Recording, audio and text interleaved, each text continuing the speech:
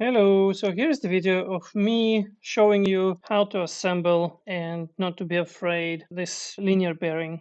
In my case, it's BMI MSB 15. I've assembled two of them after deep cleaning because I couldn't find a video like this on the internet before I got brave enough to disassemble it in full. I thought I'll just show you that there is nothing to be afraid and maybe you will learn something. This is the main body and it's a metal one. I just left these two screws here in place, not to lose them, but yeah, you can see it's just two channels on each side and then heavy, like half open channel with a groove inside so that the balls can go inside, and then you have all the other parts. Let's see what is happening here. There's this plastic part, goes like this, and it flush with the metal part. Just notice and remember this channel. This channel is where the lubricant will go when squeezed in from outside. And if you look carefully, there's a hole here. So this channel goes and it goes into this hole here. And then it will come out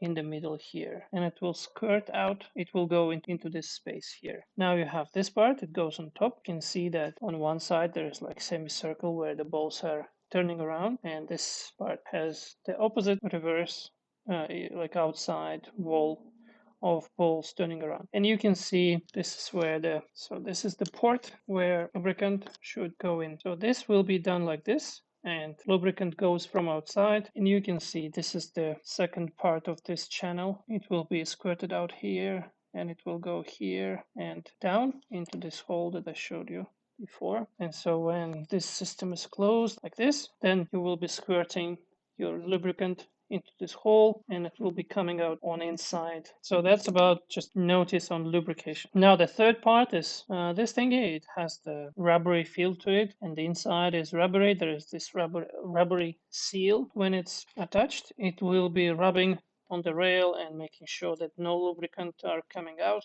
or at least minimal number of lubricant is coming out and no dust coming in. And because of that, I've seen some other people do, they will not tighten this thing until it's actually on the rail itself, so that you will adjust the height of the thing, so it will be just about, so you can see I left it a little bit wiggly for now.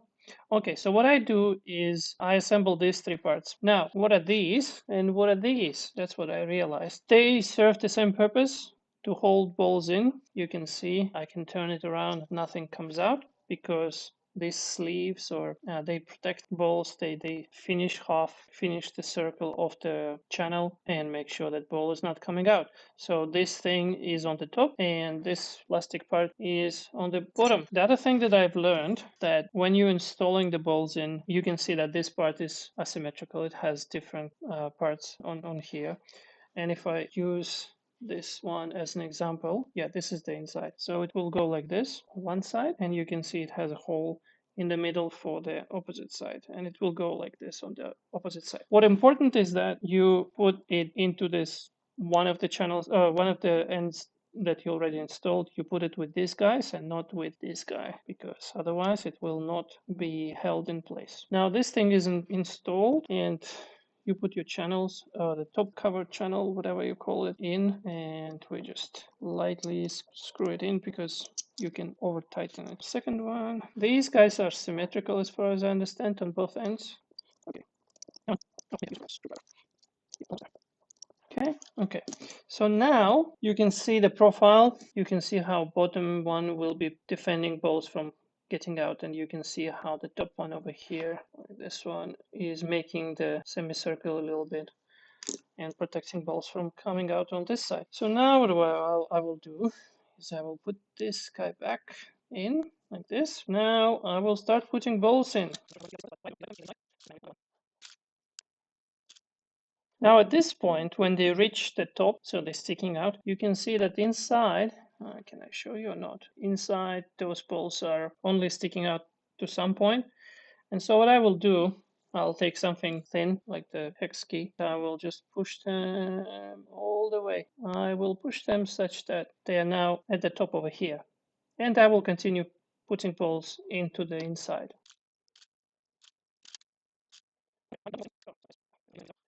Oh yeah, that's another thing. I actually forgot. So while I was doing it on one side, all the balls, they push this middle plastic bit to the side. So what you actually have to do is start doing it at the same time on the other side. So the balls will be pushing against each other. Let me do just that quickly.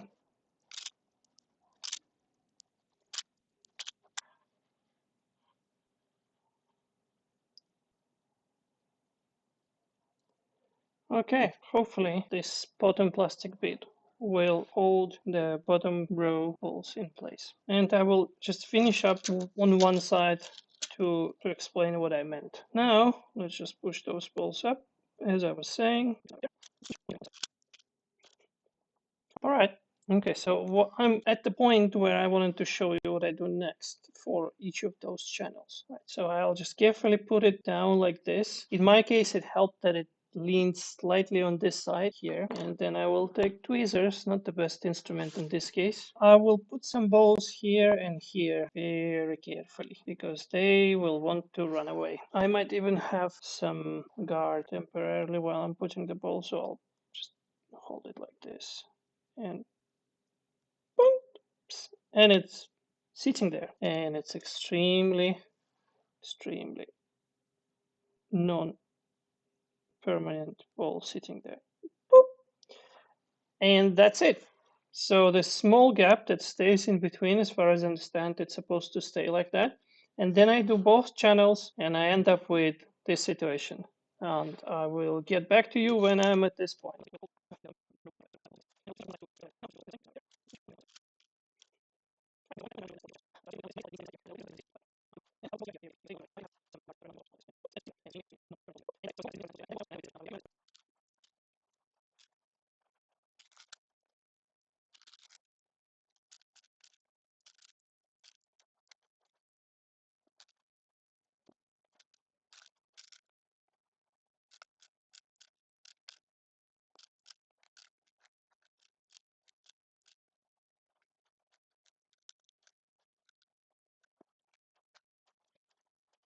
Look at that. Look at that.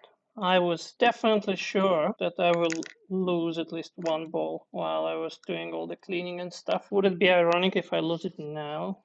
Okay, let's just check. Bing. That's it. They're all set up. They're all in their channels. Now it's just a matter of closing it with a cap. The important thing to keep in mind is these guys, the top channel sleeves will go into this groove and there's like a hole in it, and then this guy, the bottom one, will have to go into this one. But as soon as you kind of closing it down, the balls are not going anywhere. So let's just try. Nope, one ball ran away. Run away. Let's put it back. We're back at square one. I'll just put it on very carefully. Ha! Got it. You can see I didn't get these back like inside well, and this guy, yeah, or maybe I did. That's it. Yeah, I forgot the sleeve one. And let's just secure that quickly, but not too tight. That's it.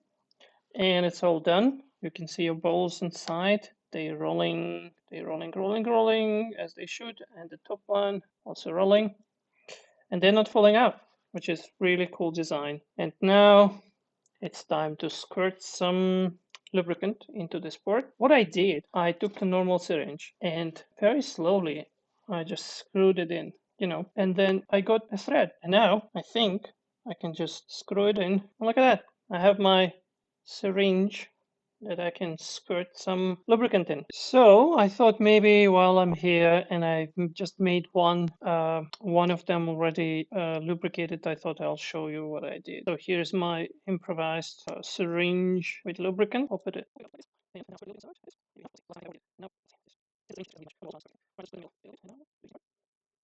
All right.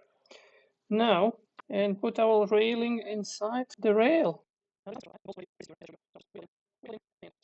Now, it doesn't go really well because the skirt is all over the place. So what I will do, I will leave this one down, just push with the finger and like a little bit and screw it in. Why do I do it now? Because when I will start squirting in, it will be depositing it on this side of the rail. Then I will start moving the whole thing while squirting out so that holes are circling and getting more and more lubricant. But then also what will happen is it will start depositing it inside this cavity here in the bottom. And I want my skirt to be going on top of the surface of the rail and keeping it all inside. That's what I didn't do first time. So let's see if I'm able to do it this time. Let's just start squirting and moving, shall we? Squirting and moving, squirting and moving. I can feel the pressure a little bit. So it's squirting in. Let's go back. Squirt some more, some more, some more, and back. I can see white is being deposited on the inside of the rail.